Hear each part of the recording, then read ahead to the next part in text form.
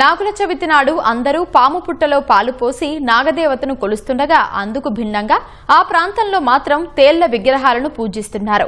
కర్ణాటక రాష్ట్రంలోని యాదగిరి జిల్లా కందుకూరు గ్రామంలో ఈ వింత ఆచారం కొన్నేళ్లుగా సాగుతోంది. గ్రామ సమీపంలోని కొండమవ్వ గుట్టపై కొలువై ఉన్న కొండేశ్వరి దేవిని నిష్ఠగా కొలుస్తారు. అక్కడ తేళ్ల విగ్రహాలకు పూజిస్తారు.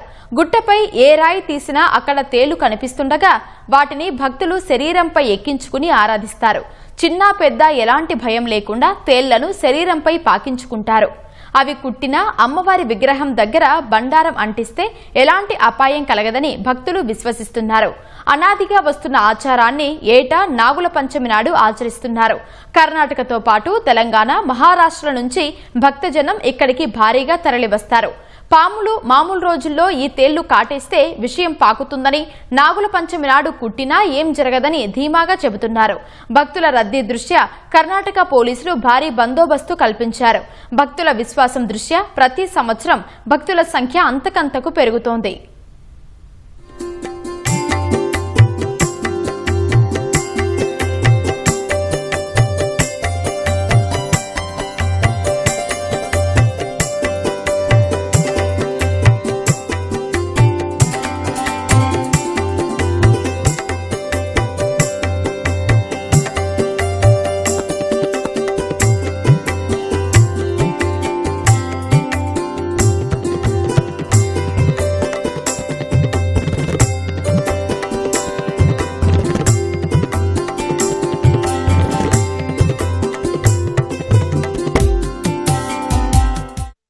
మా ఊరి నుంచి 10 కిలోమీటర్లు ఉంటుంది. ఈడ గుడి విశేషం ఏమంటే ఈడ తేళ్లు ఉంటాయి కానీ కరవవు.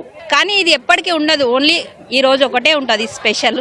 చాలా మంది వస్తారు ఈ నుంచి, కర్ణాటక, ఆంధ్ర, తెలంగాణ నుంచి మస్తు వస్తారు. ఈ గుడి విశేషమే అది. ఈడ బాగుంటది చూడడానికి, చాలా మంది వస్తారు ఈ నుంచి. అందరు వస్తారు, చిన్నోళ్ళు పెద్దోళ్ళు అందరు వస్తారు. బాగుంటది రానీకే. కానీ కొంచెం మెట్లెక్కనికనే ఇబ్బంది ఉంది. ఈడ పిల్లల్ని తీసుకొస్తే మెట్లెక్కనికనే ఇబ్బంది ఉంది. ఇంకా మిగతాదంతా బాగుంది వ్యవస్థ. అక్కడక్కడ ఏ రాయి తీసినా రాయి కింద తేలు ఉంటుంది.